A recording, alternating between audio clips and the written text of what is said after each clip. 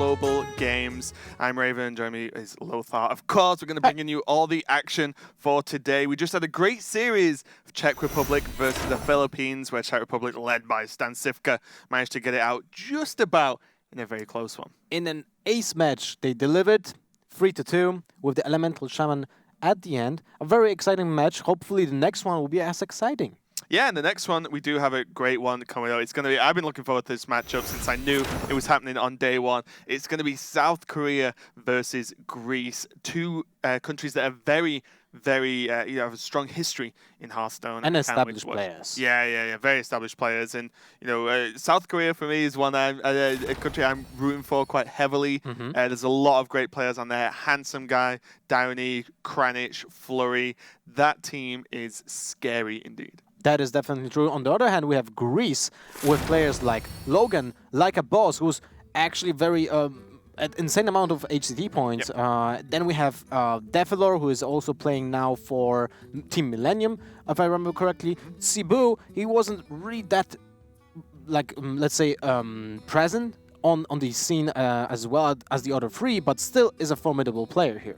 Yeah, I think because Greece is so well known with so many players, it's hard to be make a huge impact in general because there's so many just big streamers, big players, and overall. But going back to South Korea, Handsome Guy, the highest point earner basically in terms of just pure dominance in HCT last year. He won 2 of the 3 championships for Asia Pacific and only lost 1, and lost 1 to his teammate who's on this team and good friend who's Downey, and they're actually physically got together for this match today, so they're going to be hanging out together while they play, and then with the other Korean teams. You can check out the group they're in as well. Yeah, we're jumping to Group D from the previous group: South Korea, Greece, Hong Kong, Hungary, Portugal, and Slovakia. So we have a small talk about this group before. It seems like the best teams are actually right now in the game. Yeah, I think these two, South Korea and Greece, are probably going to be hinged as the top 2 teams in this group, but definitely going to be great to see what comes out of the rest of the teams here, especially Portugal. Looking forward to seeing Hong Kong as well. Yeah. For example, Yulsik represents Hong Kong, so he's been in multiple HCT tournaments this year and last year as well. Yeah. So definitely got some strong players, and something he's said multiple times is he wants to continue to grow the Hong Kong scene. As well, so we'll get to see some of that as well when we see more and more players. So yeah, this is the place. Hearthstone Global Games is where it's at to prove how good your country is in the world. I personally look forward to Hungary in this group because I don't really know much about Hungary players. I want to know them. I want to see what the community seems like. Yeah, it's definitely interesting to see, a lot of the time, no matter how close we all are due to the wonders of technology, and, I can be friends with people from Poland, for example, is that there are some areas you just don't hear too much of in Hearthstone, right? Unless they've played in tournaments like DreamHacks and, some other majors for, HCT itself, for example, you just don't get to see too much. But I wouldn't mind visiting Greece. Look at that. Woof. Wow. And you can live in that country. Yes, people can live in Greece. And we get a top-level analysis. That actually looks awesome. So it is going to be the guys from Greece against South Korea. And another place I really want to visit, pretty much the mecca of esports, is good old South Korea. So with another Blizzard title, with the StarCraft. Yep. They are the gods of StarCraft. Absolutely fantastic when the rest of the world are called foreigners. When it comes to StarCraft and Korea, they're like, anyone who's not from Korea is a foreigner, which is absolutely fantastic for me. But let's talk about more Hearthstone. Downey is going to be the player who opens up for South Korea. He had Rogue or Priest to choose from, and he chose his Priest, and he's going to go against Logan, representing Greece, with his Mage over the Hunter. Maybe just make a quick recap. How does this work, right? Because a lot of people actually tuned in right now. So both teams are setting up players in order that is pre-made before even the teams meet. Yep. So we have Downey against Logan. Then we have Flurry against Like a Boss, Handsome Guy against Cebu, Kranich against Defilor, and they will choose the classes when they know what the opponent is and what classes does he have. Yep. basically. Yeah, so imagine this as one best of 5, but each player is a deck, effectively. You know, that's the easiest way. So once Dione has played Logan, which is Priest versus Mage, then we'll move on to Flurry versus like a boss, like you said. And then they'll pick what class they want to play out of their 2 options. If, like in the first series of the day, we went to an ace match, then the player we can see Kranich for Korea and Cebu for Greece, which is actually a bit of a surprise, actually showing a lot of respect to Cebu there.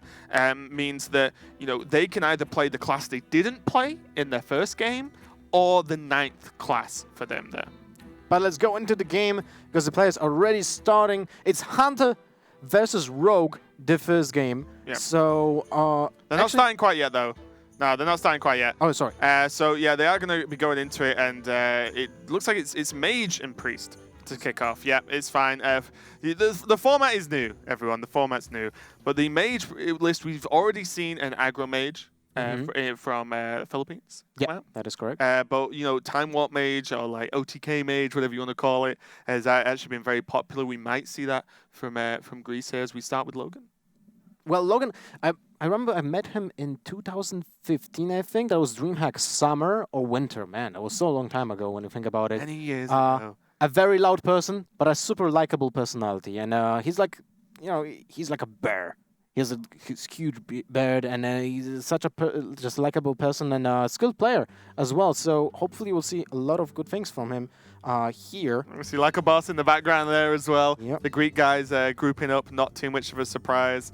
Those names are switched, of course. Is Logan on the left and like a boss in the background, and then we have Dione with the Cloud9 t-shirt on, and Handsome Guy who's at his place, as we mentioned, representing Korea. So that's going to be awesome. And as we, you know, just to remind anyone new who's tuning in, the teams, when they play, they can communicate with their teammates, or they can choose not to if they really want, but they can communicate, which is why we see some players physically getting together to sit in the same room. They're allowed to be on Skype, for example, and talk to each other as well if they can't quite get to each other. So it's a fully team effort, these matchups. If they, of course, want to, because we have seen in the past teams that are really not good in communications. Like an example, Sweden. With players like Skaka, they rather would just play on their own, make the decision on their own, than just getting distracted by other players, right? So it's a matter of choice. How do you want to proceed with this? So far, we have seen teams that are cooperative with each other. I wonder how it will look in the future. Yeah, I mean, you know, Skaka's kind of a rare case in that when he wants to focus and play the game, he has no music on, no nothing. He just sits. No distractions, and just plays Hearthstone. That's all he does, 100% focus. So we'll see how that comes into it when we can check out Team Sweden, which is almost Team Alliance plus show, pretty much. So we'll check how that goes later on. But for now, I'm looking forward to this one. Greece has always been a strong Hearthstone region with players, but other than say like a boss in his HCT performance, the players have never really made it onto the world stage in a super impactful way. Well, that's true, but at the same time, I feel like I would say Greece is a grassroots country when it comes to the community, right? Very strong fireside gatherings presence, a lot of local communities, just tournaments, small tournaments, you know, with few people, but actually very active people, and that's awesome to see from communities all over the world. We have talked about Germany and Czech Republic, an example, right? They have strong communities and really well built, but at the same time, other countries are just trying that on their own. And I feel like this tournament will also rekindle that in some countries, or just initiate that community side in their own countries. If right? you're ever going to get together and watch some Hearthstone, it's going to be to actually support your country, right? You know, it's generally what happens in terms of country-based competition. And we are ready now to, once we've sorted this out, to get into the first game. Oh, man. This is going to be Downey versus Logan. The cameras are actually the wrong way around. That is not Downey at the top, and that is definitely not Logan at the bottom. So we will get that fixed very soon. But it is Downey on the Priest, right? So yes. Downey is on the top. It's just the camera's the wrong way around, guys. We'll fix it. But yeah, this already looks... This is strange. Is it? I mean, it's Purify Priest. Well, yeah, like I said, I just wanted to we highlight. talked about it in the previous hours of the broadcast, because it seems like Purify actually made into a competitive deck on its own. And this deck plays cards like Humongous Razor Leaf, which is the new 3/8 drop. Yes, that counter-attack, which is where the Purify comes in to silence that naughty card text off so you can actually get in. But we are going into it now. Logan on the bottom playing the Time Warp Mage, so we do get to see this secret in play to gain an extra turn, whereas Downey is going to just play out the Priest and start to go a little bit heavy. We see Inner Fire. No surprise to see that card, plus Divine Spirit. There are a lot of high health minions in the deck. You can just kill someone very quickly with this deck, depending on the draw. Well, it can go to, like, the Humongous Razorleaf can easily go to 20 damage in just one turn. Yep. From 8 HP to 16, and with Power Ward Shield it's just 20 after you double it, right? So that is actually an insane amount of damage. And also you can do silly things like double Divine Spirit and then you just OTK, which is kind of nuts, guys, kind of nuts. Although the stars do have to align for that to work out, but that's kind of what the deck does. We see a lot of card draw for Dione now. Just have the Cleric onto the board, Powered Shield, and an Acolyte of Pain available. And we see, this is the drawback of quests. You pretty much just always pass turn 1. You cannot really interact. That's true, but at the same time, it feels like Logan would actually play the quest this turn 1 anyway, because sometimes you just play Babbling Book on turn 1, but when your opponent played a Cleric and just can attack into it, quest. Yeah, then it's not really a waste here in this scenario, because otherwise it would just pass. You would just not play the Babbling Book, most likely. You don't want to give a Priest draw on turn 2, because historically speaking, Priests have usually the turn 2 very weak. Yep, they either use the Hero Power or just don't do anything. Yeah. There's the Elemental now, which is true. really nice. And now we've got the cameras fixed for you guys. We can see the lovely faces of Logan, Downey, and Handsome Guy over his shoulder. And Shadow Visions in hand. Absolutely amazing card. It discovers a spell from your deck. Very powerful, so you can get into these things where you have, even more Divine Spirits, even more Powered Shields. Even you more should be allowed. Dragonfire Potions when you need them, right? Exactly, yeah. An additional copy of Shadow Ward Death. You can think about Shadow Vision as a tutor for a specific card in your deck. So if you didn't draw both copies of that spell, you have actually a huge chance to actually get what you want. Yeah, it's really nice. It doesn't reduce it or anything like the Primordial Glyph for Mage does, but it's just way more accurate, and sometimes getting that one extra spell changes the game completely. Downey has the option now to just trade heal if he really wants, or just get that Acolyte down for even more card draw. I like the Acolyte more because you just want to use the mana efficiently and also have the Acolyte of Pain already on board to, an example, buff it with a couple Talon Priests that you can top deck from the deck. You can use Powered Shields if you top deck from the deck. So you just want to have that Acolyte of Pain already on board to make it a threat if you just use the Inner Fire combo, an example as well, right? Yeah, this is what's I think the scariest thing about this Priest deck is you can just die. Like, the Priest can almost build a threat out of nothing. You know, like any minion, like you said, suddenly Powered Shield, Divine Spirit, Inner Fire, boom, 8 damage, or even 9, and that's even at the minimal amounts, you know what I mean? Like, you can just OTK sometimes with this deck. There are cards that will help, though, as the deck is reliant on minion damage, which means, Logan's Blizzard, the Frost Bolts, etc. are going to help just... If someone, if Downey commits to like a Divine Spirit in a Fire, Frostbolt, then Blizzard, then you just can't attack, right? Because if you silence it to attack, you lose the buffs as well. So, definitely something to consider. Logan does have options and does have like a boss with him over his shoulder as well. Cone of Cold, again, a good pick. Very helpful. Very helpful here. Although the version of... I have seen multiple versions of the Open the Waygate Mage, and most of them are not running Flame Strikes, and there's only one copy of Blizzard. So having that Blizzard already in hand is very impactful. Look at that. There's the Talon Priest already in hand, so that Acolyte of Pain would actually make a huge difference. The Cleric can just become an 8/8 this turn. Do you want to make that?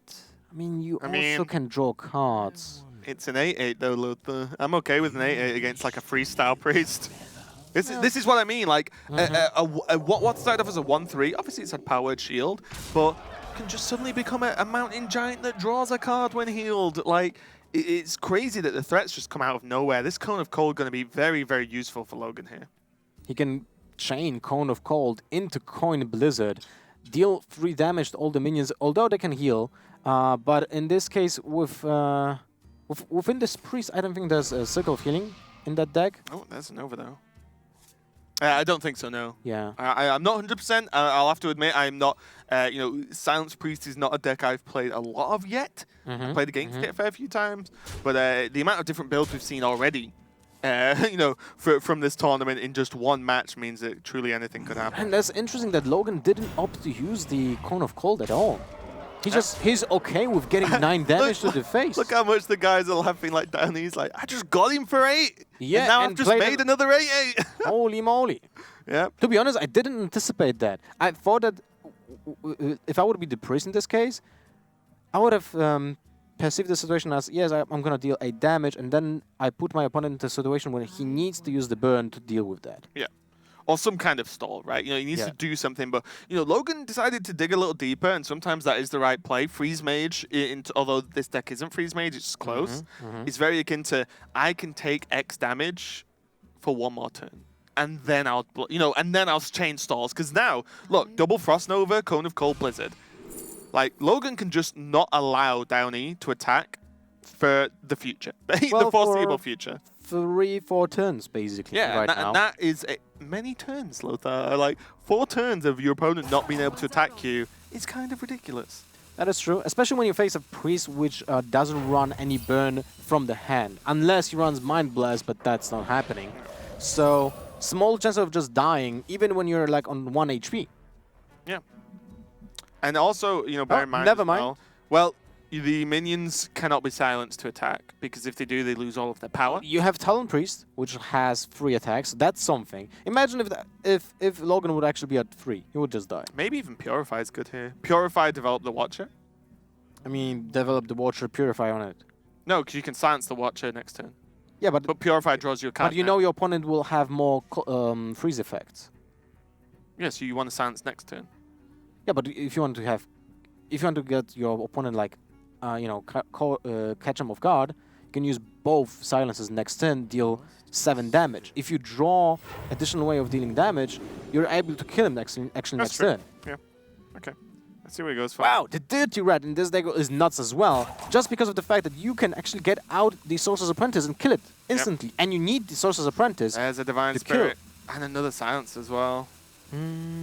Well, Divine Spirit is not really helpful. You just get Silence and just silence this turn, and then double Silence next turn? Oh, no, sorry, he needs the 2 mana to play the Watcher, yeah. So now he can triple Silence if he really wants for a total of 8 damage. But, we'll see. Well, he could have used one of the silence to just he could have used actual 3. silence and push for 3, yeah. Yeah, push for 3, puts his opponent at 6, then he needs to freeze the board and develop a secret, so the only option would be Frost Nova. I wonder. And Logan didn't show the Frost Nova last turn because he coined out Cone of Cold. Yeah. Which is not, ideal since it actually damages the minions, so his opponent can heal. So it's not sold out, he didn't sold out the Frost Nova in his hand at all. Yep. Yeah, this is very tricky for both players here, because there is still an opportunity that Downey just gets frozen out of this game, like, completely. Because if, once the Ice Barrier comes down into Frost Nova, even if there's a silence, the Ice Barrier adds so much more health. There's still a large chance of drawing ice blocks, and then suddenly, Logan is kind of like ticking away on that secret as well. So I think it's on 3 already. So, and he's still got the Cone of Cold, to go up to 4 as well. So there's still opportunities for Logan to just bust out this game. Oh, he was getting close to not play anything. Okay, well, there's 7. 7 damage available. And a card draw. Oh. Inner fight. Wait, is that lethal? No. Because all the minions that he heal, silences can do attacks. He can silence, heal to 5. That's 8. It's going to discover the options are Purified Potion of Madness. That's 1 additional Does Potion of Madness damage. get it him? Wait, Powered Shield gets to 5 to 7. That's 7. Oh, yeah, it doesn't matter. He can shield. But does he have enough mana to do that? Silence? He has lethal with Powered Shield, right? I think so. Powered Shield on the Ancient Watcher. No, you can't do that. You need to heal first. You silence. That's silence first. And then you have 2, 4, 3. Yeah, it should be doable, right? If I'm not mistaken, you play first silence on the Ancient Watcher, then you heal it, then you Powered Shield, then you Inner Fire, then you silence Talon Priest, and that's... No, you can't do all of that. You can't heal it as well. Ah, damn. 1 mana close. 1 mana short.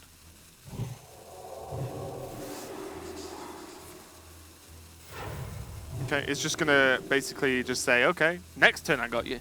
Mm-hmm. Ooh, was there ever a point to save the Not power word sure. shield there so you could silence again? If it gets frozen? It's easy for us to say because we can see all the freezes, but you know, if so far you've seen like the Blizzard, you're probably expecting this kind of stall version as opposed to any kind of I think most versions that try to OTK run so many freezes anyway. So we'll see how it plays out here. Downey still has a few options. The Potion of Madness could be nice for an extra 1 damage if these minions stick to the board. Logan might be better off trading them away actually if he's ever even thinks about Potion of Madness as a card. Usually you don't think about Potion of Madness when you play against a priest. Second Because you don't think about it, it happens and you lose. Yeah. That's the worry. you lose a minion with Death Rattle, and you're like, oh my god, I just lost a card, Oh, you or just the Death died? Rattle effect, yeah. So, in this case, Time runs out on me. I think like you need to play the Ice Barrier this turn, just to play around another way of silencing your... I mean, you know that your opponent is running a lot of silences, right? Has to be the case. Yeah. So now that's just the secret is Ice Barrier, so not going to be Divine yet. Spirit. He has Divine Spirit and Inner Fire. This So gets he's- very tricky because every single time Downey wants to try and set up lethal here over the past couple of turns, he's had to like stall and stall and stall and not quite get it. And I think he has to just buy time again. So if he uses Silence right now, the Ancient Water gets to 4/5. Plays around a random secret, I guess. He could do, yeah. Although he saw the Cone of Colds were discovered, right? Not discovered, but like were from random effects. So if he's keeping count of the amount of effects that have happened, he's just got to test for the secret though. Ice Fire's proc. So now Downey knows exactly what he needs to do. So he has 10 damage. Can he do any more? Did he just miscount? He's just gonna hit him. Doesn't care. Yeah. You can only freeze me for so long, friend. But I think he kind of miscounted because he was pointing out the heal on the Ancient Water. So he silenced and then he pointed out the heal. He thought he can actually heal it back to 7 after Oh, he silenced, past it, you know? yeah. Because that would have been lethal. Yep. Archaeologist. Gonna pull out the ice block, no doubt. Yep, there we go. So there's one more turn for Logan. The power of that card is absolutely huge. No more silences for Downey, but well, that's actually a big deal. No more silences in his hand will not help him with attacking after the freezes, and Logan can now still has 2 turns to just heal. Sorry, not heal to To get to the quest. yeah, to freeze the board and just get the parts that he needs. Cold Light Oracle is actually pretty helpful as well here. What do you think about? Now you need to develop the Frost block. The ice block. I just was thinking about Frost Nova, Cold Light Oracle, to get the pieces out as soon as possible, because yeah, maybe you can just finish off the game without having ice block. I out. think you might just get Nova'd. That's the problem. You could just die to Yeah, Nova. that's true. You don't want to throw a game because you were too this extra greedy, right? Like if they just have Nova, game, like that's it. And Logan said done for the day to a certain extent. But Downey now is just gonna, after this freeze, just gonna heal up, continue drawing more cards, trying to get more options. And also That was a silicone healing. All right. I mean, okay. Oh, you can probably block. That's actually amazing. That is actually amazing. Potion of Madness, get him! So there's the block proc, and now it is no more options available yet for Logan. A lot of card draw, and one Frost Nova left, but is that going to be enough? He also draws 2 cards right now. Divine Spirit and another Dirty Rat. Silence. Well, shouldn't he do that first if he was planning on doing it? It's fine, it just puts the block, right? Doesn't matter. Yeah. Well, oh, look at that. Second ice block. So now you ice block and Nova, right? You have to. And Ice draw? Cold Cold Light, well, ice right? block, draw. Yeah. Will it overdraw as well? 3. It will overload his opponent by 1. Hey, well. 3, 6. go to Oh, 10. it's 7. Oh, Yeah, never we'll go to mind. 10. but it's 8. Yep. Even oh my god, look how weird this deck looks from Downey. You know, his hand looks crazy, but it's actually, you know, getting the work done. Minions are pretty much immortal to a certain extent in terms of how awkward they are to deal with, especially for Logan's deck here. Finally, a Doomsayer, but even with Silence in hand, there's just no real fear. Yeah. He's gonna try and mill him. Well, there's actually no more cards for the priest. Yeah, Downey just drew approximately 1,000 cards. Ooh, Shadow Visions. Well, it was pointless. It's just Shadow Visions, Yeah. Shadow Visions, and Shadow Visions. Yeah, so that is all of his cards. No, gone. it doesn't work this way, right? When when Oh, the deck it is was empty. the last card, right? Yeah. So yeah, that would have been the Ice Block proc now, and now it's all on Logan. No more defensive options really, apart from that Frost Nova, and he will know there are still silences left. So is there a way for Logan to actually win the game? If he draws Molten Reflection, it's still not enough. He would have to get card draw, and that's GG, basically. No more way of OTKing if your opponent will just kill the Sorcerer's Apprentice, and that's most likely happening this turn. Looks like Downey's going to use the silence, of course. So, although Purify hurts you, right? You draw 1 card, which is 1 fatigue. But your opponent is able to deal 18 damage. But the problem is you can't purify your opponent's minion, as we well know. So silence is actually just more powerful to be able to silence out an opponent's minion or your own. So we'll see how this goes now. Being full attacks here for Downey, being able to prot the block. And all on Logan to do something quite spectacular here. Without the second Sorcerer's Apprentice, I think that's GG. Well, obviously he doesn't know it, but he can assume that in those 9 cards left in his opponent's hand, there will be at least 1 silence effect. You would imagine so. He's going to even draw. Kabbalist Tome. Not going to help. 1 mana card that can help you in this situation. Not really happening. So it has to be Doomsayer Frost Nova. And that's about Cross it. the fingers. Hope for the Well, best. wait. Can he get a spell that will chain a reaction to overdraw him and kill him with fatigue? Because heal all minions from Kabbalist I Tome? don't think so. Because they're class specific, right? Yeah, too bad. There's 1 fatigue for Downey. But it is not going to matter. He's even going to silence. Okay, the plan. That was his weapon of choice. He was like, what do I want to kill my opponent with? And it is the huge carnivorous plant indeed. So Humongous Razor Leaf actually finishes up the game. yeah, it's actually amazing. We see Purify Priest brought to a tournament by one of Korea's top players and it winning. Most importantly, Downey is victorious for South Korea, going 1-0 up over Greece. And there's Handsome Guy. He's going to be playing later, who's sat over his shoulder there, ready and waiting for the next game. And that was a crazy game. We saw OTK Mage versus Purify Priest. What is this meta? I really love it. The fact that we have so much different decks, right? The priest can. We already have seen Dragon Priest today. Well, a different Dragon Priest than what we're used to. Then we have seen the Purify Priest. We can still see Miracle Priest, an example. Then we go to the other side of the table, and we had Open the Waygate Mage. We had the Elemental Temple Mage. So much diversity right now in the fresh metagame. I love it. Love it. Yeah, absolutely amazing. That is just game 1 of Korea versus Greece as well. So that's going to be awesome to continue. We can check out how it looks so far. We have Like a Boss for Greece versus Flurry, who's bringing a Hunter versus Like a Boss's Warrior. Very nice pick. If this warrior is Taunt Warrior, Hunter generally has a very good matchup, in my experience at least, as you can just apply so much heavy pressure. Your death rattles are a real pain to deal with as well, and the fact that you can just generate additional beasts as well with Macaws, for example, you can get so much more value. It does depend on the Hunter build though, definitely, so we'll see how that works out. Well, I love the Midran Hunters with the Hydra as well, with the new 8/8 drop for 5 mana. It's actually so huge. It destroys every single taunt that the warrior can play and just go through that. The damage on your own face doesn't really matter. Hunter doesn't care about its own life, You just want to finish the game before your opponent can kill you, and that means the any big creature that will just help out clearing out the taunts is super valuable. Imagine the curve. You play Beast Macau on 1, Crackling Resomon on 2, Tin 3, whatever.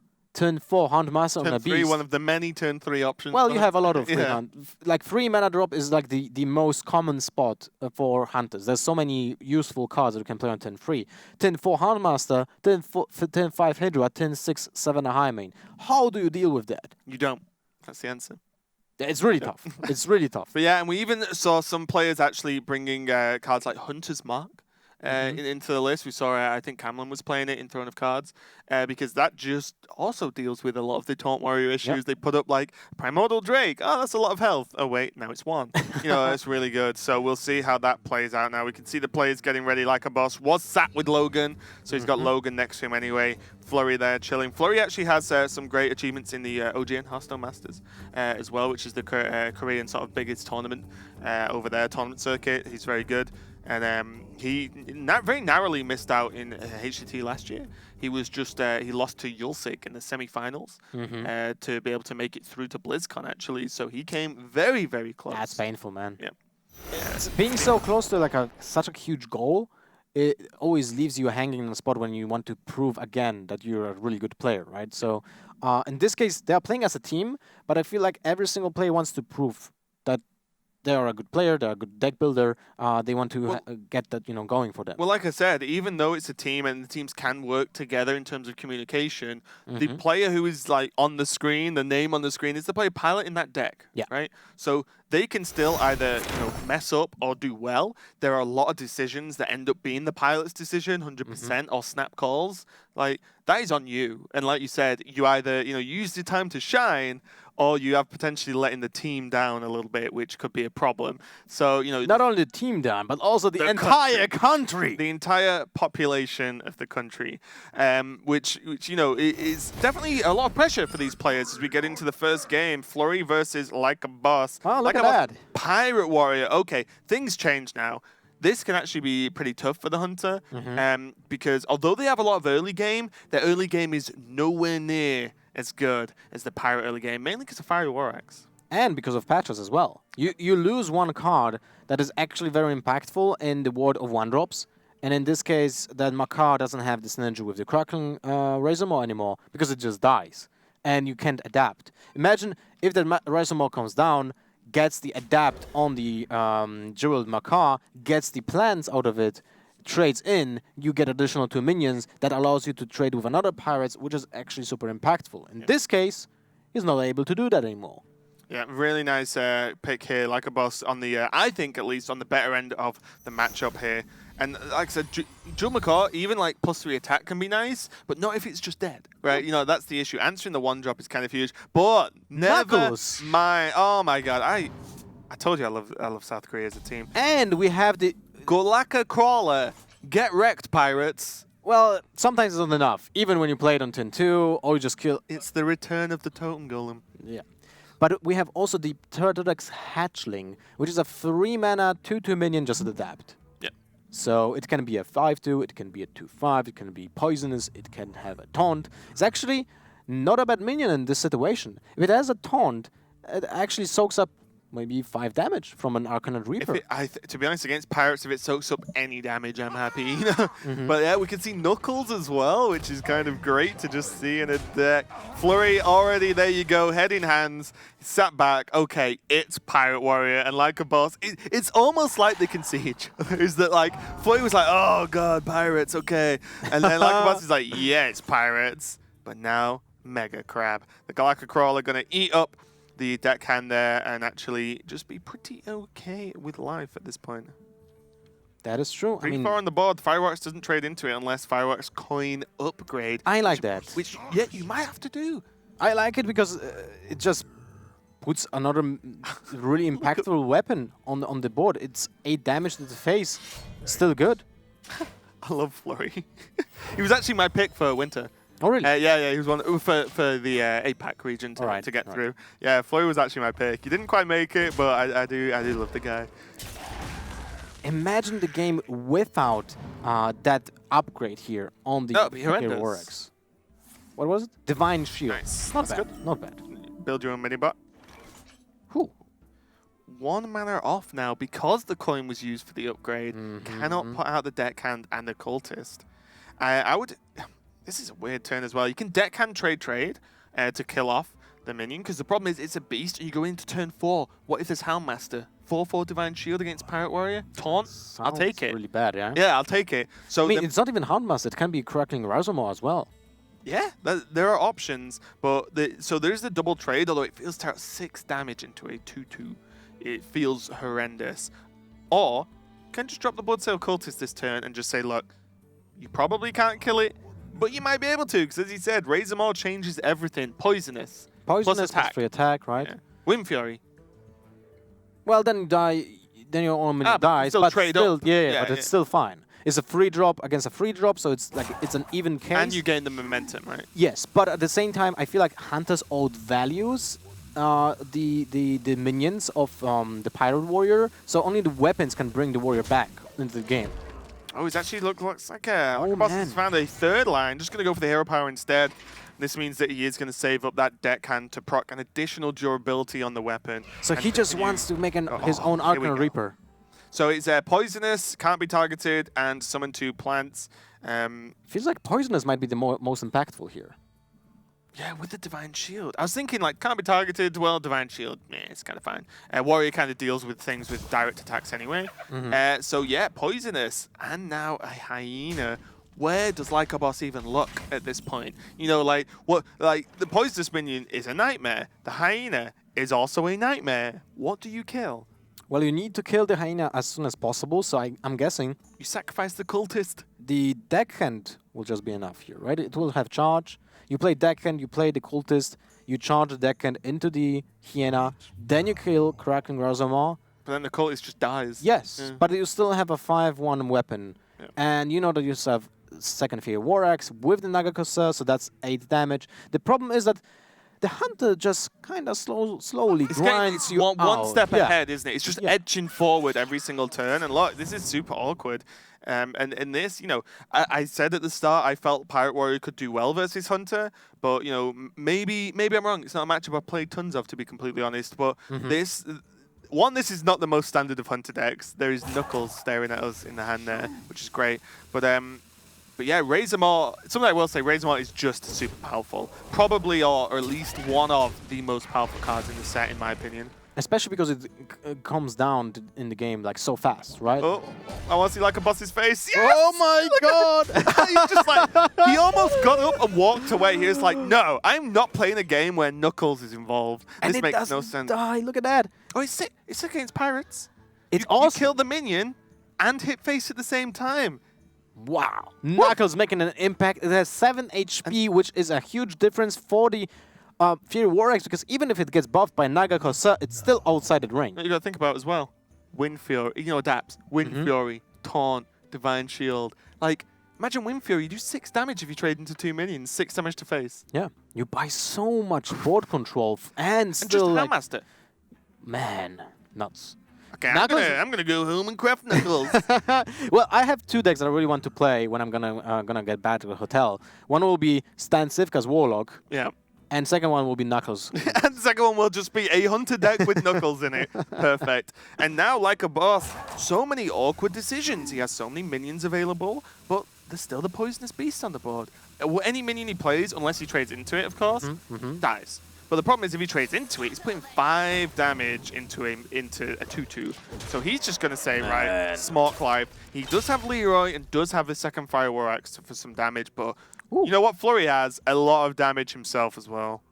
That's 10 damage this turn, but he goes for the Macaw first to see the drop, and it might be... Hydra? Ooh. Oh, well, it's Emerald Hive Queen. You don't want to play that yet. Yeah, you might Well, probably you can just... play it with Soul Hand. Yeah, that's fine.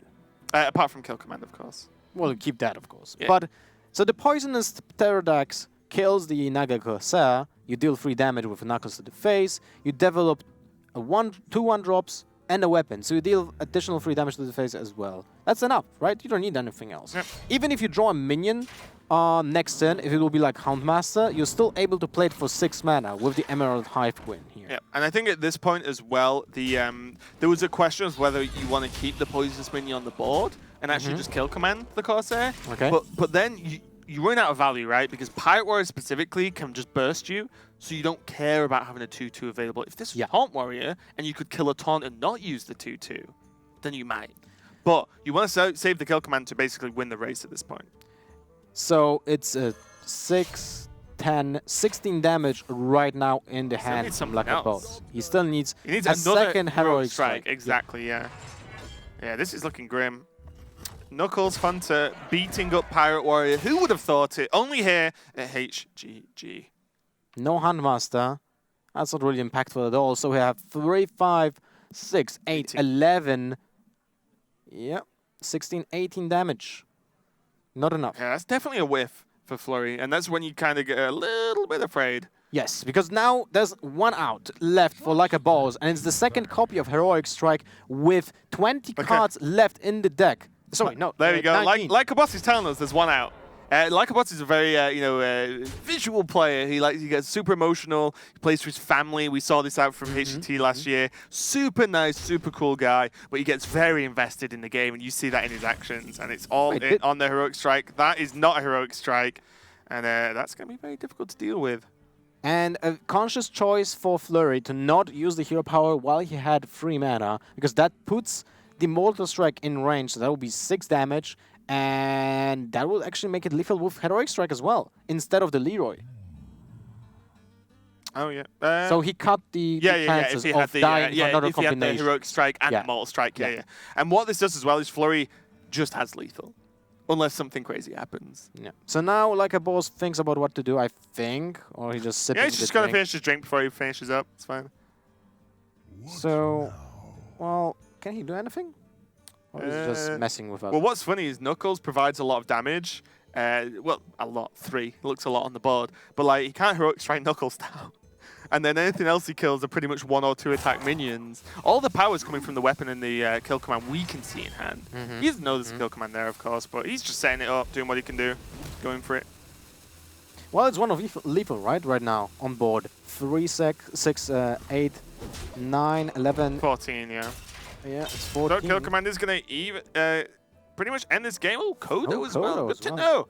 Well, Good to know as I try and copy Flurry's deck list. Look at that. It was actually pretty close to not win this game. Without the kill command, he wouldn't be able to do that. Also, because of the fact that he didn't hero power last turn, to just play around the Mortal If he didn't have kill command, he would have hero powered. Yeah. That is going to be it. Flurry takes game 2 of South Korea versus Greece. Yeah. South Korea is like my pick. So we'll tell you about this as we cast and as we go on. We were asked to pick some countries that we wanted to support that wasn't our home country. Yeah. But I couldn't pick UK, for example. I was just like straight away, South Korea, easiest pick of my life. And so far, they are not letting me down. They are 2-0 up over Greece. Mine was Ukraine, by the way. Went for one of the easy ones. But yeah, what a match so far. Like, these deck lists are crazy. We're seeing Silence Priest, Purified Priest, sorry, from Dione. And then we see Flurry bring in Hunter, which looks regular-ish. The idea of Hunter is pretty straightforward, whichever way you chop it. But, Knuckles and a Kodo as well just proves that there's some sort of, anti... You know what? Kodo is actually good against the Alliama Smiths and Bloodtooth Braves from Taunt Warrior. So, cool deck building ideas, and I expect nothing less, one from South Korea, but also just from everyone in general as we step forward through this expansion. The next matchup that's going to be is Handsome Guy, multiple-time HCT Championship winner versus Cebu from Greece on the Shaman, Handsome Guy on the Druid. Wow. Ooh, first Druid of the day. So, one thing that I just wanted to add about the game that we just saw, because still, I don't need to add that. The Golaka Crawler actually saved 2 damage. Yep. And that was enough to not die in the final turn. But now let's go to the Druid. We have basically 2 archetypes of Druid that are playable right now. That will be the Aggro Druid, which is very explosive, but can whiff as well. Because it has just a plethora of 1-drops, living mana as well, which we kind of, like, during evaluation of cards, it was really tough to say if this card going to be playable or not, right? It's such a weird effect. It felt good, but you didn't know how strong the deck as a whole was going to be, right? Exactly. I think that's the key. You can see the players just getting ready as well. Handsome Guy and Downey, just swap places, like, put me in, coach. All right, and the second archetype of the Druid is the, let's say, Ramp Druid without the quest. So it plays 5 attack minions, but it doesn't play the quest, because usually when you had played like 5 minions with 5 attack while playing Druid, you probably will win. so it doesn't need to have the quest. There's also a third archetype, and it's one you may have heard of. It's called Jade Druid. Fino, right. Fino and Ladder has been doing very well Mhm. with it. LVG has actually brought it to China Championships. All right. So it's a Jade Druid. There's a couple of new cards in there, but predominantly it's Jade Druid. So there's still a chance that it could be good old Jade. So I know everyone loves Jade Druid and everyone loves watching it. Especially me. Yeah, especially Lothar next to me. Absolutely loves Jade Druid. It's his true passion. His favorite color is green. And yeah, so there is a chance we might see the Jade Druid come out to play. And the Shaman, we've only seen Elemental. So far, far, yes. variances on Elemental, like double Volcano was super cool to see from Czech Republic. From what we saw of the Philippines team, seems fairly standard, fairly straightforward, which is what you feel an Elemental deck kind of is, at least in Shaman.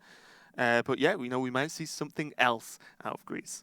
Well, we might still see like an aggressive Shaman, right? Didn't really lose. I mean, they did lose Trog, an example, but there's still a lot of very powerful one drops. Like Glacier Shard is actually, when you think about it, a very powerful minion. It deals additional damage because it freezes out weapons out of the opponents, right? So it's pretty really strong tempo card. Yeah, we saw that for earlier on, right? You just freeze the Mana Worm on turn 1. You suddenly the Mana Worm just skips a turn. Okay, gives me an additional turn to develop. And then buys a hero power from the mage on turn 3, which is super awkward for the mage. So yeah, getting into it, and Handsome Guy is actually rocking the aggro/token druid by the looks of things, and Cebu is, probably not Jade Shaman. This just looks like the Shaman everyone else is running with the early Shaman with a few Jade cards in it. Jade Lightning, Jade Claws, and Aya are the main ones. Eggnapper. Oh my. Okay. So. Okay, Genzo is one of my favorite cards, even though no one plays him. Handsome Guy is now my favorite player ever because I bought many packs just to get the dust to craft Golden Genzo. I have him on my collection because look at him, he's holding Hearthstone cards. Well, he's insane. Oh my god, Handsome Guy, my hero. So he's the guy that plays ladder every single month on every single server to get all the card backs. Yep, exactly. And then buys, every single pre-order, limited editions of Overwatch. Yeah, Genzo doesn't mess around. Genzo is a pretty legit Hearthstone player. I've played him a few times. Good friend of mine. Like I said, have him in gold. But in general, Handsome Guy is running the overall sort of token aggro deck. We see the Ravasar run, the Eggnapper as well, which is another... The art in this expansion is really cool. Oh, man. Okay. Oh! Lightning Bolt, Lava Burst, Master Portal, Pharaoh Spirit. That screams either control or aggro. Yeah. Because Lava Burst is still a good card for control decks. It's just a good removal. 5 damage. I mean, it gives you the overload, but it can still be used as a control tool or just a finisher. Yeah, there is, I believe LVGE that I was talking about earlier as well is actually bringing an aggro shaman list to the China Championships as well. So there is a chance that this is a very similar list. All right, let's see what is happening for Handsome Guy. He has the coin, but the run without 2 minions already on board is not really good options. I'm guessing he will just want to play Eggnapper on turn 2. Oh, wait, what? Sometimes you just gotta get something on the board if you're the aggro deck, right? Even if it's not great. Gonna go for the coin. That's very interesting. So he wants to play Mark of Shah on the next turn, get a draw, get a 4/4 beast on the board, deal some damage. But this will not get anywhere with Cebu's answer, right? I mean, if he wants to lightning bolt it. Well, he can just trade deck and... Oh, no, he can't. has no weapon. Yeah, that's what I mean. So now the question is, well, how afraid are you? So an idea against token, or any token deck really, any aggro token deck, is that you just kill everything at all cost. Do not let them buff stuff, right? But... One, is Cebu going to be, that has he played this against this deck much? 2, is he going to feel the need to just kill a 2/2 that should be more because it lost its adaptability because there are no other minions on board? Maybe he thinks it's okay because the hand is so bad.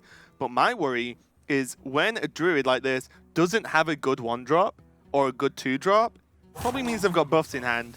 I think that's a pretty fair nod. So I would be worried, but we'll see if Cebu has any ideas of his own here. If he lightning bolts, it locks out his Feral Spirit next turn, which is very important as well. That's true, but he's going for the lightning bolt, and discipline. And look at the Handsome Guy's face. He's like, oh no, lightning bolt! I didn't anticipate that. Like no one uses lightning bolts nowadays, right? Oh, but you got me to throw onto the board. Very enchanting Raven indeed. Which is not perfect, but you can just refill the board with a 2/2. It's better than hero parrying this turn, as this asks another question of Cebu. And now Cebu's suffering from the Lothar affliction of drawing patches every single game, as Lothar's managed to draw patches 12 out of 15 games that we were watching yesterday or something like that. Yeah, it was quite horrendous. It was actually a ludicrous number of times. I can empathize with Siwa right now. This is a horrible feeling. And now this doesn't look great at all. Well, now he can't clear. Can he just commit with the Maelstrom portal? I think he has to, right? He just deals 1 damage, gets one minion on. Maelstrom against tokens. But those tokens will be huge. They will not die. That's why you roll Maelstrom spell portal. damage, don't. Ah, all right. Monolith. Now I know. Have you never played Shaman before? It's two mana spell damage totem. Done. Well, you can just play Wild with Justica Trueheart and just pick That's true. that totem every single time and get that Maelstrom portal to +4. Right, what does he do? This is from turn 1. Cebu's had some awkward plays here. And the problem is Handsome Guy's just going to rock Eggnapper next turn, probably. And then start to really stack up the board. He's going to hold back. I told you. He's going to hold back and just go for the totem this turn. Oh, all right. Well, this is a fantastic draw. You might actually think, when you saw the Lightning Bolt, you might actually think your opponent might be playing Hex, but at the same time, if he's like pure aggro deck, he will not be playing Hex at all. Yep. So, Eggnapper into Innervate Mark is actually good spot here. Then you trade the Enchanted Raven on the totem. You can't leave that around when you know that the opponent's actually running a lot of spells. Yep. So having an Eggnapper that's a 5/3, I think it's better than a 4/4 Raven because it doesn't die to Eggnapper's not a beast. Maelstrom. All right. No, that's the thing. Eggnapper, I'm pretty certain, is not in fact a beast. Well, he does look like a turtle, right? But it's a Tortulan. Yeah, Tortolan. Yeah. So I think he's actually classed as humanoid, even though that's not a tribe, of course. Well, you can still play the Mark of Show, just not draw a card, right? Well, I was going to say, I think it's even fine on the Raven. If there's direct removal, right, then your Genzo is safe. Or, though, I was going to say this play, the other line is Innovate Genzo and Mark. The other problem with this is you are open to direct removal on Genzo, who could potentially be very valuable indeed. And now it will eat the Lava Burst, right? You can't really allow this to live. Cebu's like, what does that card do again? Was Genzo in Ungaro? Like, I've not seen that card. It's like, no, he wasn't. He's been here a while. Just waiting for his moment to shine, and Hearthstone Global Games is where that shining was happening. Well, and Cebu can't really allow that. This is just too much card advantage, too much damage. He needs to play Lava. Genzo cannot attack. Yeah. Like, Genzo just cannot attack. It's Definitely when you know that your opponent is running a Druid that can empty his hand really fast. So that single attack from Genzo will actually buy so much damage for the Druid. It's probably game. One attack of Genzo might actually mean game here. Yeah, I generally think this. I'm surprised Cebu's taking this long over the over this turn, because you cannot allow Genzo to attack. The second Genzo attacks and gets any value, you're in trouble, because that value is instantly translated. It's not like Jeeves, where the draws happen after the turn. They happen on the turn. Yeah. So you just fill your hand and then start playing cards. So it is going to eat the Lava Burst. We do see Bloodsail Corsair come out, and then Handsome Guy. And No patches. Yeah, that's probably what they said. I do not speak Korean, but not that we can hear them anyway. But lip reading, all I saw there was patches in hand. They actually just raised in the chairs a little bit, you know? Ooh. All right. Eggnapper, anyway, you were right. This is a Tortulan. It's not a beast. It will not draw a card from Mark of Shar. He's cheeky though. But in this Don't case, trust that smile. Handsome Guy knows there's a patches in the hand, so it can trade with the Tortulan, with the Eggnapper, and then play Maelstrom Portal if needed. Then they will get another patches and trade into the Raven. Ah, yeah, it's the old Maelstrom into patches play. Yep. Yeah, I think this is reasonable though, because that's a worst case, I would say. And if that happens, then the odds on the charge coming out are very slim. So your Raven is alive, and then you Mark of Yasharaj into a draw, right? So True. But there's also a chance to just use Feral Spirits right now, because in theory it trades with both minions, and your opponent did use one Mark of Lotus already. So the other thing that can be played will be a Mark of Ashar, which usually is being played as a one-off in those decks, unless you're super heavy on beasts, then you play both copies. yeah, I think it's going to be very important for whatever Cebu decides to do here. He needs the Flame Wreath down next turn. Mm-hmm. He can Feral Spirit and still Flame Wreath, of course, Mm-hmm. but he needs it. He needs something that is going to try and contest the race, basically, that is difficult for Handsome Guy to deal with. Again, we do not know deck lists. Deck lists are hidden from their opponents, from us, so there could be, there could be naturalize in the deck for all we know. There probably isn't, but there could be. So, getting the Flame Wreath down means that there's a big opportunity to be able to race here. Oh And I my. think that's what Cebu needs to do. Cleric, not too shabby at all, but Handsome Guy is going to be able to deal with this with a Mark of Yasharaj. Savage Draw, not what he's after. Definitely looking for a cheap one-drop here to get the runt out as well with the hero power, with the buff. Did he get? Oh, there's an Got him. Ardent Squire. Perfect. Now the runt will actually get the adapt mechanic out. Probably wants to look at something like health, actually, because of that Savage Draw. You just want your board to stick, and then Savage Draw out. Well, you can have Death Rattle with the plants as well. True. And you've just seen Maelstrom, so it's reasonable. Mm-hmm. What else can you get? I mean, attack is not that bad in general as well. If you don't have anything else like the health, Look, you play an aggressive deck, okay? Attack's always fancy. let's see. +1/+1, taunt, and stealth. Well, it seems like +1/+1 it is. I think you just make it a 3/3. Yep. Still a good opinion. Reasonable. 2 mana, 3/3. Would have played that, right? Yeah. Hammer of Twilight. Look at that. It's 10-5. For actually 6. Oh, Let's see. he's got a sick turn. You can just hammer into deckhand, clear everything but the Squire. So then suddenly, Siwoo's in a very nice spot. Handsome Guy on 0 cards, pretty much. Yeah. And that deck doesn't really have a card draw apart from that Genzo, I'm guessing. Genzo, Mark of Yasharaj, we've seen. Probably not. No, I think it might rely on a living mana. Not as card draw, but the fact that you don't have mana to play any cards anyway afterwards. So you kind of just use your 2/2s to just battle with the board, and then over the course of a turn or two, you've drawn enough cards to carry on again. You know Kind of what's like a funny stall. with living mana is that your opponent might actually not kill any minions, just not to give you mana for Savage Roar. Yeah. Oh no, you always have 3, right? You can only put 7 minions on the board. Well, if you, but that's when turn, you, on a yeah, max that's turn. like Yeah. 10-10. Yeah.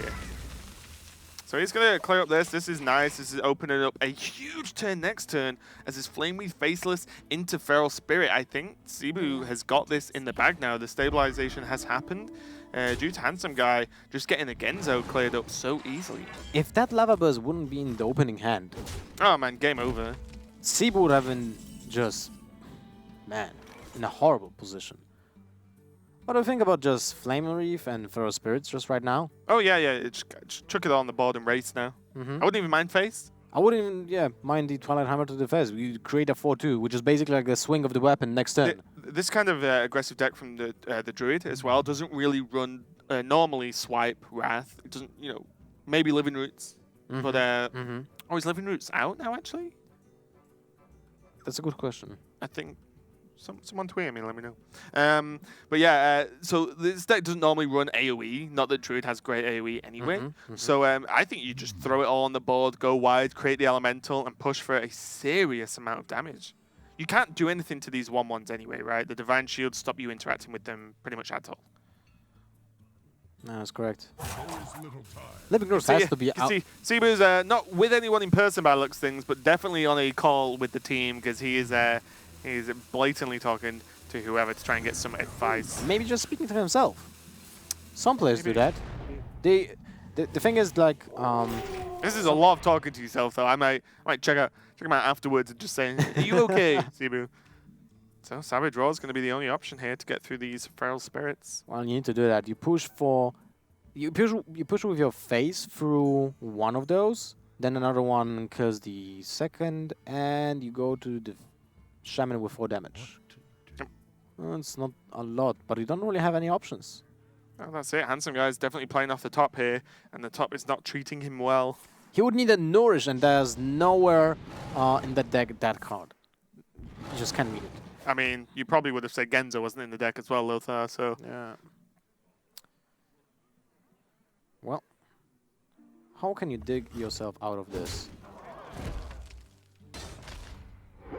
So he didn't want to play Mark of the Lotus, so... You can still play it. Yeah, but do you want to? I mean, you can't combine this with Living Mana because it uses all the mana. Unless it's turn 8, and that's still Oh wait, that's So you actually can next do it on turn. turn 8, Yeah. yeah. You can do it on turn 8. Okay, so that actually makes Playing sense. to the living mana out. Yeah. I say out. Living mana doesn't win you the game, but it's definitely a problem. Mm-hmm. Bitter Tide Hydra. Well, if 4 mana 7/7 wasn't enough, a 5 mana 8/8 could be, but not this turn. Without The- overload. Yeah, Woo! with no overload, but yeah, definite drawback though when there's a lot of low attack minions on the board. But yeah, the not going to be down this turn due to the overload from the big Feral Spirit into Flamewreath Faceless. The previous turn, Golaka Crawler and Hero Power looks pretty straightforward to me. You know what's funny now? That the 7/7 can actually like think, do I trade here? No, it doesn't. It Probably hits not, face. right? It hits face every day. The problem is that your opponent's deck is way more explosive than yours, at least at this point. Still, right? So even if you raise, that's 11 damage, and if you swing with the hammer, your elemental dies out of the Twilight Hammer because there are 2 1/1s that can trade into it. Unless you use with the hammer to kill the 1/1. Well, that clears it up. You go face in this case when you have a taunt totem on your side of the board. Like I said, you can just sort of turn on the race at this point. So that's a lot of pressure now coming out from Cebu. And it's not living mana. We might even just see a concede at this point. This is going to be very, very, very difficult for Handsome Guy to carve himself out of this one, even as a druid. Goes for the mark of the Lotus, so he wants to kill nothing. Anything. Basically. But yeah, Bitter Tide Hydra's going to come down this turn, no doubt, from Cebu. He's a bit of a smile on his face there, probably feeling confident. And as soon as this Hydra comes down, Handsome Guy might just call this one a day. Oh, and a Flame Totem. He can play actually the entire hand and still totem up. The entire 2-card hand. Oh, when you think about it, sometimes those cards are like 7, 8 mana, so you can replay them. So Golaka Crawl goes into the Divine Shield. That's like 100%. Now you just have to think, do you want to use the 7/7 to clear up the Argent Squire or the other minion? Probably the 7/7, right? Let's Probably. go wide on the board. I mean, You drop in a Hydra, you don't really care. your opponent is not even running a Oh swamp. no, you probably double trade, right? You just trade. You have Hydra. You just don't want minions to attack the Hydra. Well, you tap first, you see what you get. That's 2/2 minion right now. 9 damage to the face with the Flame Tongue Totem. Seems like a good choice.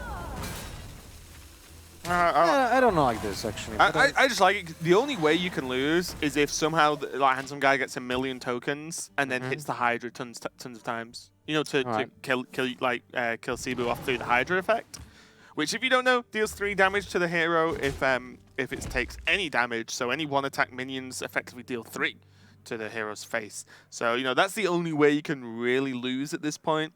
We see the second Defender of Argus picked up from Handsome Guy. Absolutely horrendous draw, though. It looks like those guys are happy.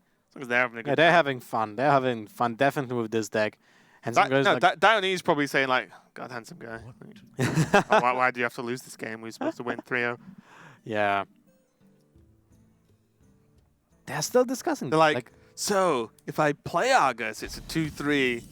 If I don't play Argus, we probably die. Might be the case, yes. So that's 15, 19, 23, 2 off. The Hydra of the 10 damage. Sounds powerful. Scary minion indeed. He has 3 heads, which means 3 bites, which means 10 damage with the Flame Tongue. So each head deals 3.33. Yeah. Reoccurring. And 0.1 is lost. I mean 0.01. Patches comes out, and it's still game. Yeah, nothing you can do. They're just laughing. They're like, oh no, the Petrus dies to the totem. He concedes. Handsome Guy is going to lose this game. Cebu is going to put 1 point on the board for Greece and stop a complete clean sweep. So he's going to be happy there with the aggro Shaman. Again, yet another deck we have not really seen too commonly on ladder. Everyone's focusing on the elements mainly, but Cebu's like, I'm going to do it the good old-fashioned way. I heard 4 mana 7/7s were good, and now I can put a 5 mana 8/8 in the deck. Sounds good to me. You can't curve out all of them like both because you have Overload for turn 5 if you play the 7/7, but at the same time, it's more consistent, right? You want to put a big minion on turn 4/5 or like the mid range, Yep. right? So when you have 4 copies of those, it's easier to do when you just only have the Flamer Faceless. Worth noting, Greece seems to be old school. They just play the last metagame. Pirate Warrior, Aggro Shaman. Like, why not at this point? But yeah, that is going to be 2-1 for Korea still. So they're still ahead, and they need one more victory coming up. And it's going to be Kranich who's going to be trying to get him that victory next versus Deathalore coming up next. Kranich going for the Mage versus Warlock. All right, so this will be an interesting. I'm guessing everyone kind of will lean towards the Open the Waygate mage here. And I think so. Seems It like is Kranich though. I think it could he be likes aggressive aggro. decks, Yeah. right? Yeah. I think it could be aggro, but Deathalore in terms of the Warlock, I imagine, you know, I know Deathalore a little bit, and I imagine it is going to be a Zoo from him. I'd be kind of surprised if he brings Handlock, because Zoo just is, although we've not seen it yet, it's actually pretty consistent. It Pretty good always deck, was a yeah. consistent deck, right? Like when you think Zoo, it actually is a synonym of consistency because every single card is doing almost the same thing. Yeah. It's a minion with good stats, and you just play that on board. There are some minions that give stats to other minions, so you wait till you play the first ones. Yeah, it's just complete repeat value, right? With the lack of power overwhelming is now in the classic in the Hall of Fame.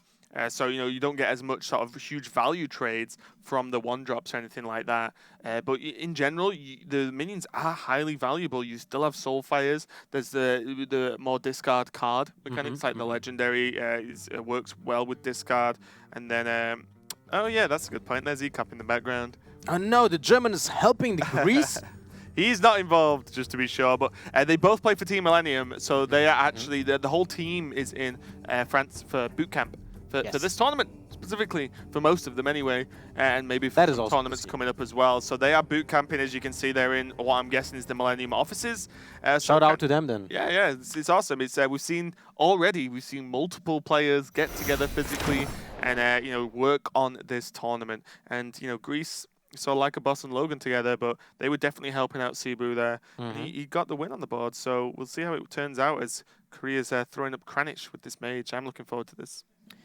Every single match seems like a Christmas Eve.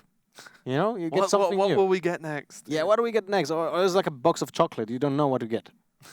Right, every single one will be But different. there are no bad things apart from the Pirate Warrior we saw earlier. So Yeah, well, to be honest, I feel like Pirate Warrior is kind of needed in the game anyway. You need a strong aggro deck to just keep control decks in check.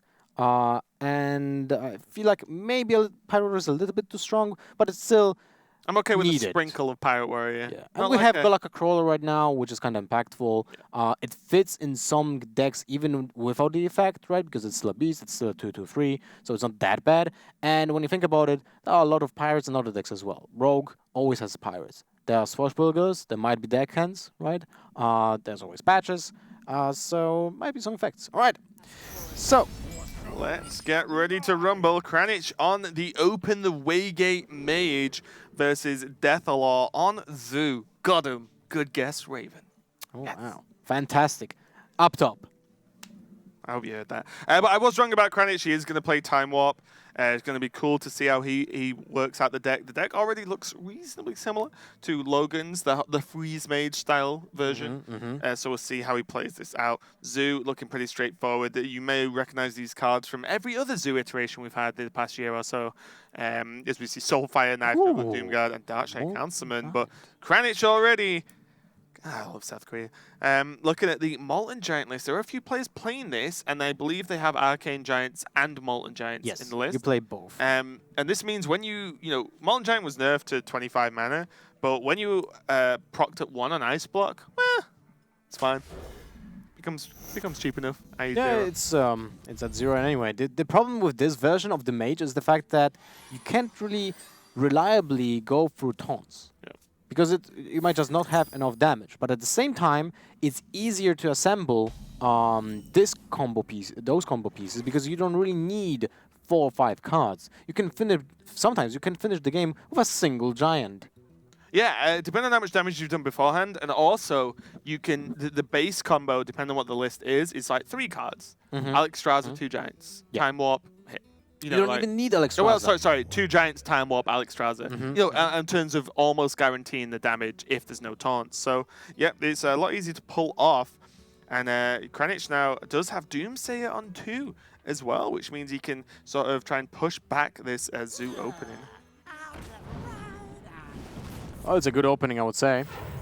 You put 5 power on board on turn 1.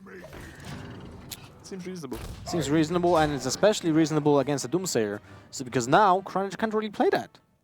But he did draw a Frost Nova. Yeah, I think he does play it. I think so? think with this deck, yeah, I think you've got to go for it. I don't think so, There needs to be what Direwolf exactly to Well, kill it. some people instead of the PO are playing Abusive Serpent. Those people are crazy, Lothar. Well, I have seen those people, and And yes, they are crazy. No, I mean, yeah, I'm not saying like I would have gone for Doomsayer there, but there are obviously reasons with so much power available that you wouldn't. But yeah, there is the Frost Nova probably did help with that decision. You are right. well, yes, if you would have drawn anything else apart from the Frost Nova, I probably would have played the Doomsayer anyway, just to have a chance of securing the board and having an insane advantage early on. But when you have the guarantee to play turn 5 Doomsayer Frost Nova, and your opponent most likely will not have a chance to deal with that, because we talked about this actually yesterday. Not a lot of people are actually playing the Alchemist. Yep. Or so there's an easy way of dealing with the Doomsayer nowadays. Then you just clear the entire board from Zoo, and that's amazing.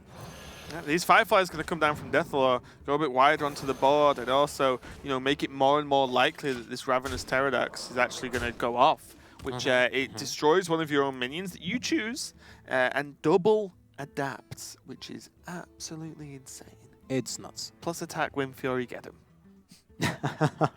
That's 14 damage if your opponent doesn't reply to it, which rarely happens, but it can happen.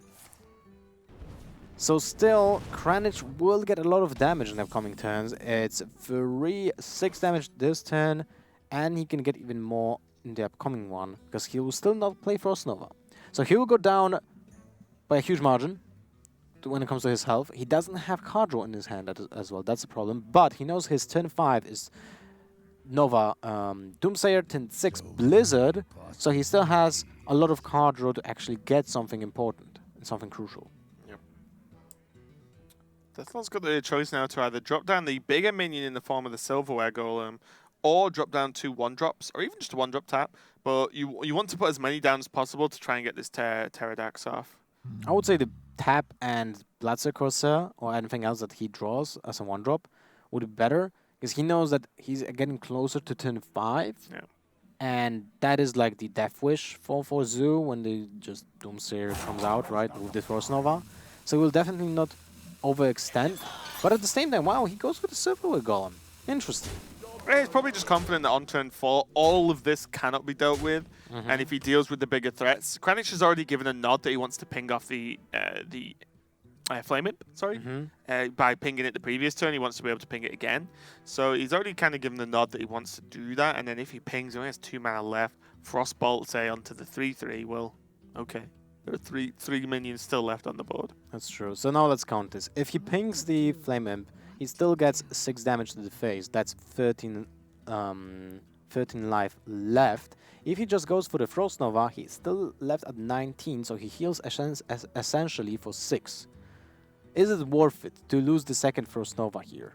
Because you will definitely play Frost Nova or Doomsayer on turn 5, and your opponent will probably not commit more minions if you just play the Frost Nova. So I like the ping. Yeah, I like the ping. Ping's nice just because, one, you set that up anyway. Yeah. You kind of committed to it regardless. And also, like you said, this kind of just sets up for a cleaner 5. And then he can actually Frost Nova any bigger threats later on. Because you've got to think, this isn't about just getting Frost Nova Doomsayer off the once. Like, you've got to make it to the late game here. And he's okay taking damage, remember. He has a Maulin Giant in hand. Yeah, not bad. No, Iceblock, of course. But still okay. The Giant is currently at 14. You have to remember, it was nerfed from 20 to 25 cost. And for Devlor, I feel like this is the turn when you should play the Pterodactyl, but at the same time, you're aware it's turn 5. And if your opponent just plays Doomsayer Frost Nova, you literally have no way of dealing with it. Yeah. Maybe just a Direwolf. No Direwolf, he already played. He goes into the Pterodactyl. +3 attack, I guess. Well, +1/+1 is not that bad either. Poisonous can be okay. Also +3 attack. And Death Route, right? has to be Death Rattle, especially before turn 5. I love the animation on the massive adapt. By Oh yeah, when it grows. It's like, dum, dum. Yeah. Check that out if you've not seen it, guys. If you can catch it then, at least. It's gonna be Frost Nova Doom saying no surprises here.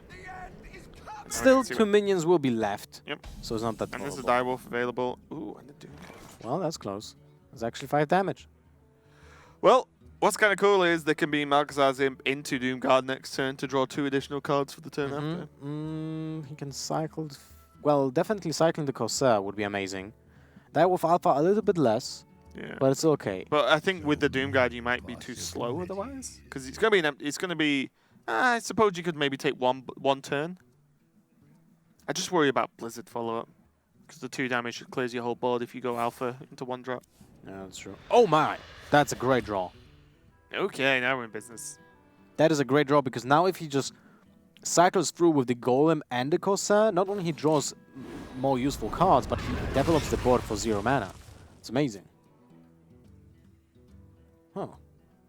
So, book first. Kranich is on 0 out of 6 spells so far. 0. Kranich has got a long way to go for his quest. That's true, but at the same time, he might even finish the game without that. Yeah, true. He doesn't necessarily need his quest to win. What to do? What to do? He wants to go for the Sorcerer's Apprentice here. Right, because he doesn't need it to finish up the game, right? Putting up Minion against Zoe is still great. Loot Hoarder and a Cumberless Tome. Seems like Loot Hoarder is the option here. Because you want to card draw. It kind of trades with one of the 1/1s. It's like when you play Babbling Book, your opponent will not trade. It will just ignore I it. think you have a ping so the Sorcerer's Apprentice doesn't die. Time runs out on me. Yeah. Good option as well. Which means that you've got that little bit more chance that the Apprentice lives, which means you can do crazy things next turn. And that's also interesting because now Devlor, if he wants to kill the Sorcerer's Apprentice, he either needs to sacrifice the attack from the Doomguard into it, or he needs to play Direwolf, and that Not means... play the Doomguard. Exactly, not play the Doomguard. So essentially, he's always losing damage. And you can't really allow the Sorcerer's Apprentice to live. And what is even more important, Devlor doesn't know which version is he facing. Yeah. So he might not... I'm almost convinced that he actually doesn't think about Molten Giant at all. Probably not. It's definitely not the common list. The Exodia sort of Antonidas chain list is most common. And then even just Arcane Giants on their own. Yeah. It's actually more common, I would say, than Moltens. And when you play against a Warlock, you don't really need Exodia. I mean, the full OTK combo. Because you need 3 Sorcerer's Apprentice deal 18 damage. And you play against a class that will actually deal damage to its own health pool. Ooh. You got the Silverware Golem And onto a the second board. Doomguard, that's sick. So now Direwolf and second Doomguard is an option for next turn. Pretty huge. There's an Ice Block. So he can develop Ice Block, play Babbling Book, and Frost Nova. Although, he might just go for Actually, Loot Holder. I like Blizzard Book. You think so? Yeah. Blizzard is so expensive. Get it out your hand while you can and while you're relatively safe on 12 health. And you can squeeze the... Obviously, Book first to see what you guess. Oh my, second Ice Block, that's Look sick. at Kranich is like, yeah. Wow. It's like a third Ice What a Block in the deck. roll. But yeah, I like Blizzard because it's so awkward to deal with, to play, because it's 6 mana, and then you can actually just get it out now, and then and not have to worry about it later on. Just the Frost Nova is so much easier to actually play. All right, well, still an interesting choice. I feel like there's merit to both. Both Blizzard, as you say, it's an expensive card, I'll give you that. But at the same time, you want to develop the Ice Block as soon as possible, especially if you plan to play Kabbalist Tome next turn. That's true, yeah. He's going to go for the Nova. Lothar wins this round. That's a very impactful minion, actually. Knife Juggler. Very impactful one because it can help you to clear the block while you're still frozen. Yeah, Kranich is now one spell into his Waygate. Not quite there yet, though. Got plenty more to go, another 5. And yeah, he's got to work out how he wants to do this, because this game is going to have to either stall out for a long time, as he doesn't really have the beef to be able to finish up this game at all. All right. The cycle from the imp is so important in this case. It's just you never lose value. You just play a 5 mana 5/7 charge without a drawback. That's a certain card. That's insane when you think about it. Now the Blizzard will come in handy because it will kill the kill command. What am I talking about? The Knife Juggler. Yep. It's going to be nice. Crazed Alchemist. And as well for Deathblow. And look at that. The Molten Giant will come out for 1 mana. That tome needs to get another freeze effect if that's the case. But this is pretty nice. Otherwise, doesn't want to go for the loot order. No. Nah, you played the Mullen. You You played play the Mullen, yeah. Deathlow's face! Yeah, he didn't He was like, anticipate that. What? He didn't anticipate that God. at all. Okay, so this is a huge threat now for him to deal with. Crazy Alchemist not going to do too much to a Mullen Giant. Oh, by the way, he plays Crazy Alchemist. Yeah. All right, that's awesome. Akari Fellhound, though. That's going to put up a bit of a speed bump, at least. Soaks up the damage from the Molten Giants. That's nice. Although, unfortunately, he just lost the imp, so he doesn't have the cycle anymore. You know, the sickest play. Akari Fellhound, discard the Wolves, Crazy Alchemist, the Fellhound to be able So to it's trade with the 8-3, Mullen Giant. and then it dies to Frostbolt, and you're like, Shush, Lothar. I don't like your logic. what if a Flame Strike will happen? Some people actually play one Flame Strike in the mage lists. It's not that... Don't shoot down my ideas, Lothar. Come on. I'm just talking about possibilities, man. It would be funny if it happened, though. He has no good way to deal with the Mullen, actually. Whether he even wants to at this point, he might just choose to ignore it. If he ignores it, like, he doesn't know there are 3 ice blocks, right? Okay, he can play the Alchemist. Here we go. It is something he can do, and boo. He doesn't go I for it. thought we were friends, Deathlock. So he's playing around a second Doomsayer with another freeze effect, I guess. Oh. Yeah, if there's a second Doomsayer, then you're kind of in trouble, so pretty reasonable holding on to the Alchemist besides everything I was saying. Primordial Glyph opens up some doors for Kranich, though. Potentially getting another Frost Nova. I could get Polymorph. Polymorph, for example, if he wants to just deal with the Fellhound in that way. There's a lot of options. So, I'm guessing there's no hurt when you just play Glyph first, right? Mana Bind, Freezing Potion, and Mirror Image. Well, if you play Mana Bind, you will get a Soulfire at some point, but that's about it. And Mirror Image soaks up some damage. In this case, it will be 6. It's not really the best Glyph I have ever seen. And I feel like Mirror Image is actually the best option here. But he goes for the Freezing Potion. Another Ice Block! Are 4 you ice kidding me? blocks. Are you kidding me? Oh, Volcano. Meteor, sorry. Not Volcano. Volcano's Shaman card. Meteor, I apologize. He's actually going to be very useful here. Holy moly. Also, I think there's a slight mispositioning on Deathlaw's side, playing the Fellhound on the far right. Because it had Taunt, so if it was going to die, then there's nothing with Direwolf. That's Could have true, put but- one more minion on the other side of Direwolf. That's correct. But at the same time, maybe he was just counting on the damage from the taunt. But he should have just played the taunt inside of the minions, right? And now I imagine we aren't going to see Soulfire this turn. We can see that there's 3 cards in hand currently that are going to help with their Kranich's quest. But yeah, I imagine you have to hold. So it's tough. Do you Soulfire the Mountain Giant, or do you hold the Soulfire to just guarantee proc the block next turn? Even though we can see there's 3 more where that came from. It's probably not gonna happen, bro. It's like 4 ice blocks. That's crazy. It's actually sick. Meech is so good as well. Dude, that card's only 6 mana. And it kills Anything. everything on this board, basically. Ooh, okay. Oh. Get meteored. Oh, that doesn't really help, to be honest, now. Because of the way the Alchemist works out. Get it out! Get it out! So it's 3 damage to the adjacent minions. Oh, a Blizzard. Well, that comes handy. Yeah, I as mean, well. Blizzard's just reasonable as well, I guess. So you want to, if you want to play Blizzard, you kind of need to play the Ice Block as well because you don't want to die to another Soulfire from the top. Oh, you have to Ice Block this turn no matter what, right? Kinda. Because you'll die to any sort of direct damage. Well, what are the charge minions? Both Doomguns are well played already. Oh, right. There's the. Never mind. Because you can't. The Forbidden Forbidden Flame Flame actually it comes works. handy. Yeah, the 1 mana spare after playing the Ice Block means you can clear up the 1-drop. Whoa, Soulfire as well. That was close. And he's at 4 spells out of 6 in the quest. And he has 1 more generated spell out of his deck in his hand currently, which is Meteor. You know what tickles me a little bit? What? Kranich just played the 2 Ice Blocks he got from additional effects, not the 2 in his deck. Oh, you're right. Which is kind of great. It's like... I was like, okay, another Ice Block. And now I know he still has 2 more left. I got this. Highly problematic. Positioning.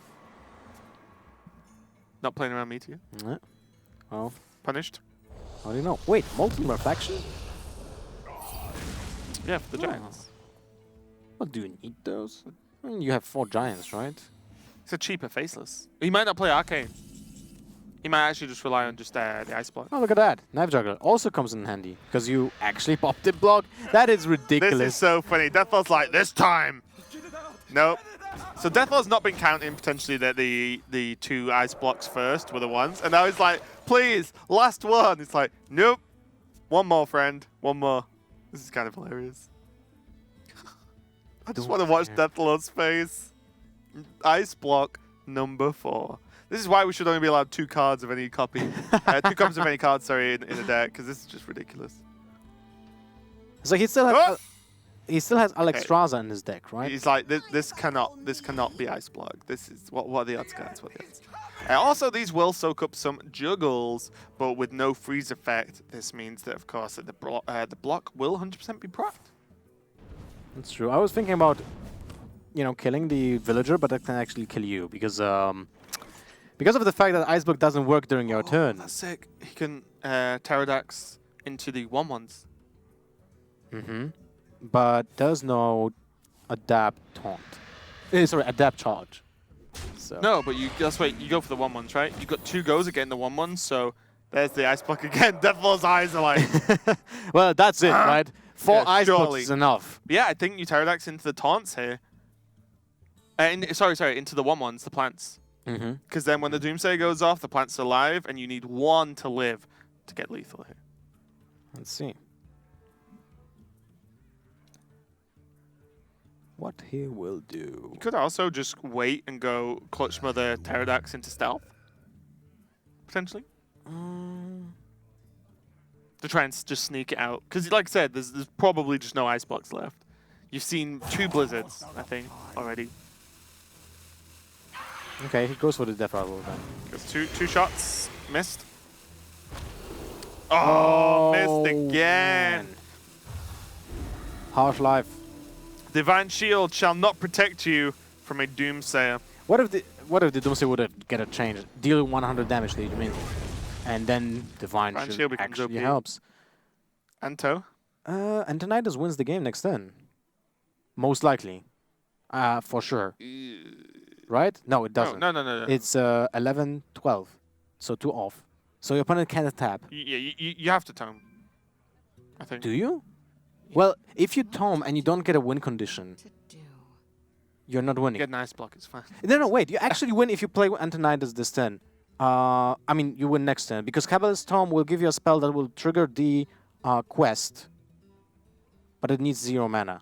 Ah. Yeah, it's tricky. So yeah, Kranich is 1 spell away from time warping. Sorry. What if he plays Kabbalist Tome right now and gets 0 mana? No. Boo, no Ice Block. Well, it is Just a wait to quest. see Ice Block number 5. Look at Deathlord. He's like, no way, this is a 5th one. Not like this. This is how crazy this deck is. I mean, this is extreme circumstance, of course, because 4 Ice Blocks, but let's see what Deathlord draws. Both Doom Guards are gone. Voidwalker not going to do it. And there's a lot of damage available here for Kranich. Well, if he just plays 2 minions, Kranich doesn't have a way of dealing with 2 minions, so he would have to go... I mean, he would have to Deathlord can't ping... tap either. He's dead next turn. Well, he doesn't know that. No, I'm just saying, like, if Deathlord taps, he is dead because of time warp. Yeah, but even if he doesn't tap, he just plays both minions, then Kranich can ping the Clutch Martyr, take a turn, and then Fireland Portal, the Voidwalker, get a 5-drop. And then ping the Clutch Mother again. Yes, and kill it. And he will still be alive for another turn, have a 5-drop on board. This is, I mean, if this was me, like, I would just tap. It would feel bad, but I would just be like, I just need stuff on the board. I feel so as well. Yeah, yes, he's and gonna there's go live tap. And that's going to be game. So we see the Wait, don't be so fast. People kind of mess up sometimes, okay. you know? Kranich doesn't. Well played, indeed. So we're going to see it should be a ping, time warp, pyroblast, couple of turns. Let's see what happens here. Kranich is taking his time. I'm kind of surprised. See? Oh, he got it. Nah, see? Never mind. We're going to see ping, time warp, gain a turn. That clock is going to get rewound. And Kranich gains 1 additional turn after this. So he clicks end turn, and it actually resets, draws an additional card. Pyroblast is going to finish it for 10. And South Korea take it over Greece with Kranich on the time warp mage there. 3-1 in total, taking that final win over Deathlord, playing the Zoo list. What a crazy series. Actually, so far, every single game was really exciting. A lot of outcomes that could have gone either way, and a lot of decisions to make, actually.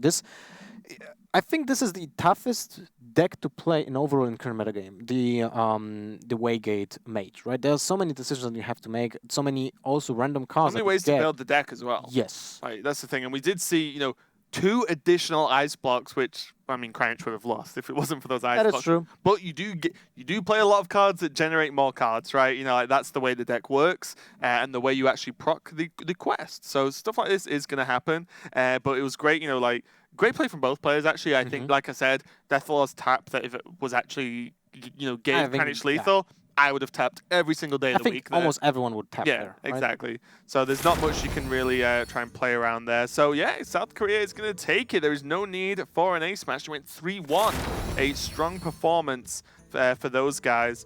And yeah, they're going to be joining Czech Republic in the first 2 teams to be able to get wins here. So we see Downey beat Logan, Flurry beat Like a Boss, Cebu beat Handsome Guy, and then Kranich took down Deathlord. No need for the ace match with Kranich to play again, which would have been a joy to watch, although he couldn't have played his mage.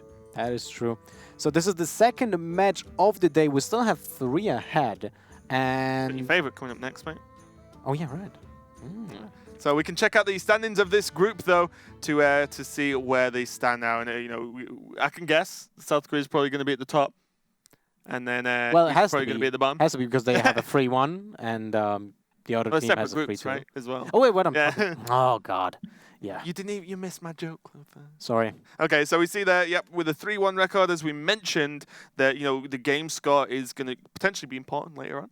And now Greece taking the loss. But as we said, these are probably the 2 top teams in this group. So now they've sort of got each other out of the way. They can focus on preying on the other teams. But it's all down to the other teams, Hong Kong, Slovakia, Hungary, Portugal, to actually, knock these guys down and propel them ahead as the top 4 go through. Yep. To the second stage, of course, it's still far away. Just to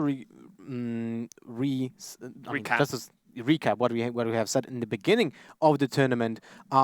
There's a round robin in every single group, so each team plays against another team once. Then we get to stage 2, where you have another round robin, but with less amount of teams. Yep, we take a top cut from every single group in this stage, move it on to a second stage, and then we'll move on from there to get a single elimination and then the grand finals. But that's going to be it for now. We're going to go to a very short break before we check out the next match we've got coming up. Plenty more Hearthstone for you guys today. This is Hearthstone Global Games. Don't go anywhere.